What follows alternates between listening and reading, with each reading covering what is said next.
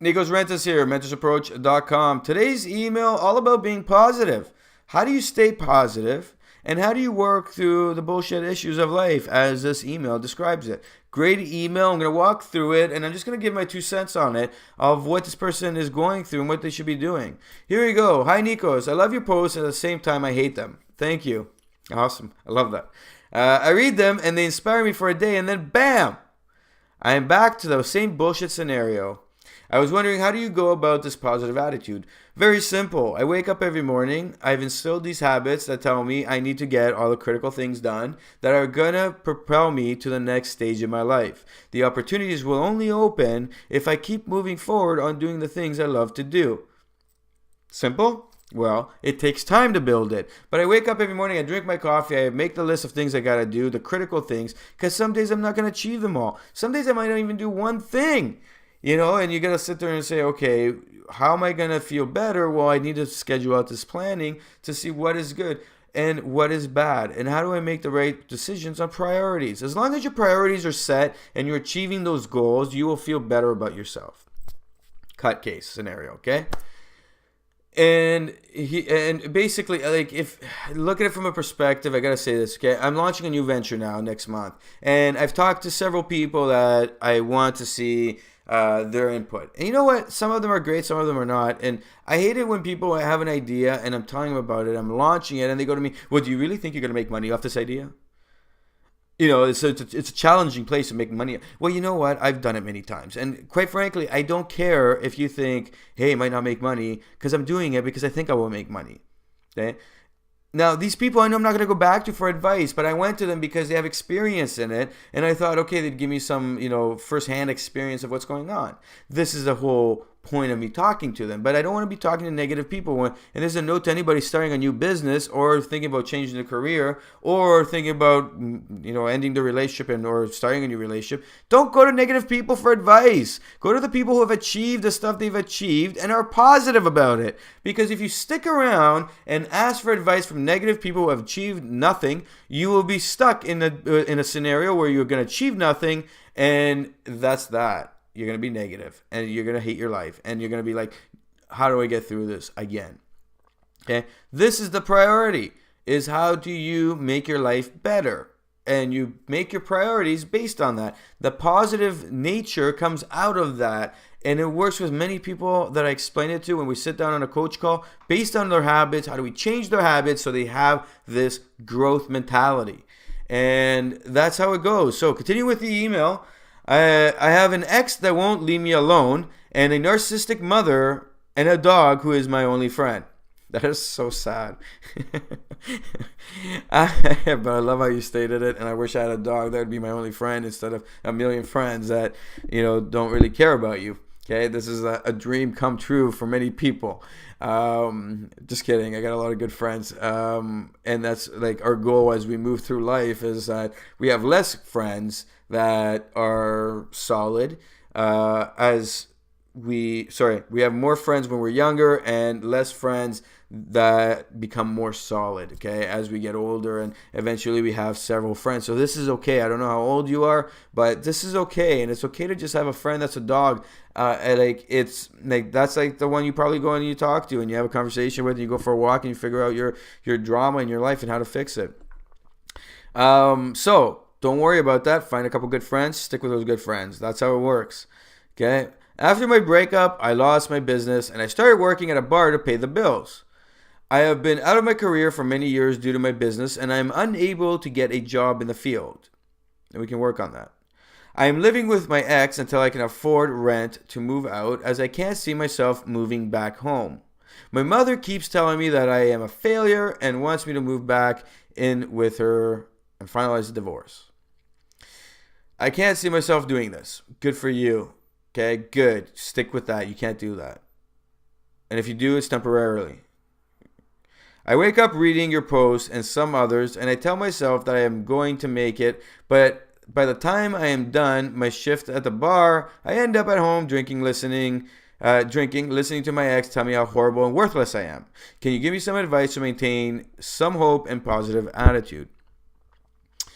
I don't understand why your divorce isn't finalized, and I don't understand why you haven't moved out. I understand there's a money issue there. Okay. I'm assuming you have a house, and I'm assuming that you have some kind of value in that house. Or I'm assuming that you have some place that you guys are renting and you have things there. Your first goal should be to get rid of your ex. Your ex needs to go. There's no ifs or doubts. And if that means having to move back in with your mother for a bit, so be it. Okay? So be it. But the reality is, I know many people that work in bars that make top dollar.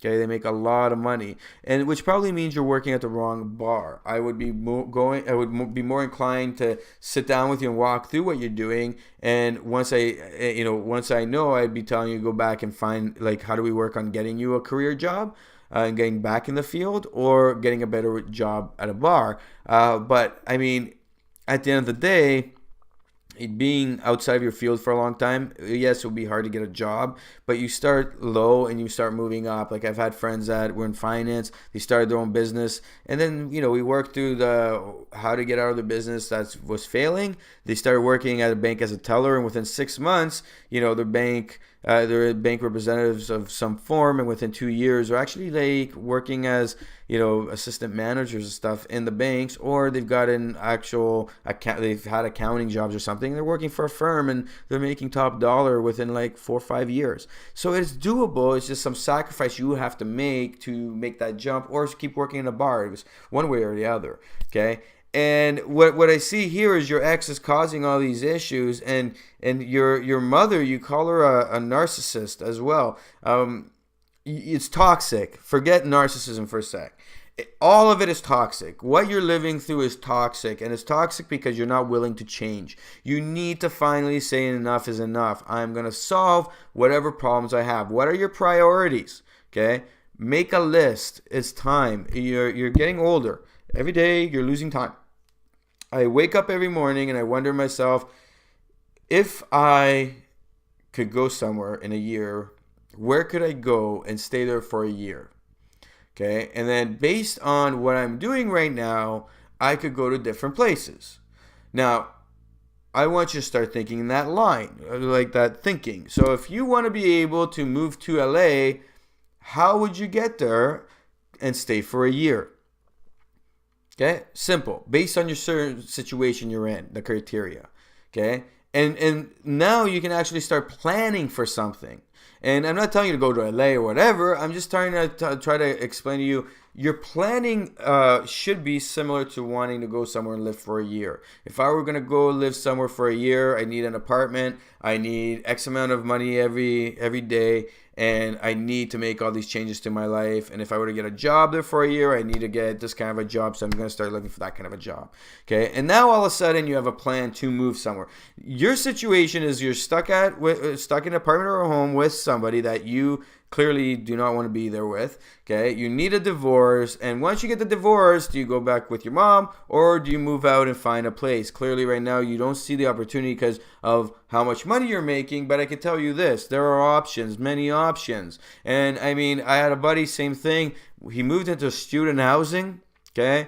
He ended up, because he moved into student housing, he ended up going back to school by the January of that following year, and then he ended up getting his master's degree. He stayed in student housing for like 2 years, met the girl of his dreams, okay, and the girl actually was in the same field, so now they travel and they get jobs in different areas, and this is why I brought up the whole LA thing, because they travel and they stay in different areas for 1 or 2 years at a time, because their mobile jobs allow them to, and they love life. And he went from a place where he had nothing. He was in a situation like you. It was just miserable. He hated his life, and all he talked about was suicide. It drove me up the wall. I just didn't know how to help him until one day I was like, you know what? Let's get moving. Let's make a plan. And he got into the student housing. It was a moment in his life that he was like, I can't believe I'm back in living as a student. But within 6 months, those students made him believe in himself again, of what a awesome person he was, the catch that he is, and all of a sudden he's a master's student. He's meeting the girl of his dreams, and this is a win scenario that you could have, and all you need to do is make the change. I would be looking at in this situation, get a cheap place that you can find, maybe a roommate, move out. I'm pretty sure anywhere you go, you can find something for 400 to 600 bucks. Okay, you move out, finish the divorce, and ask your mom, okay, I don't need your help to move back in, but I need help with, maybe you have money, like a low loan to pay for the lawyers, this, that. Get out of there, okay? Grab your stuff, whatever you can sell. Live lightly for a bit until you figure out, do I get a better bar job? Do I continue in that? Or do I go to work in my field and start small, start growing, start moving? And your positiveness will change when those habits change of every day, not seeing those negative people, not seeing and talking to people that are calling you worthless and putting you down. I've been there. It's a killer, okay? And while you're going through this is your opportunity to say, hey, we're done.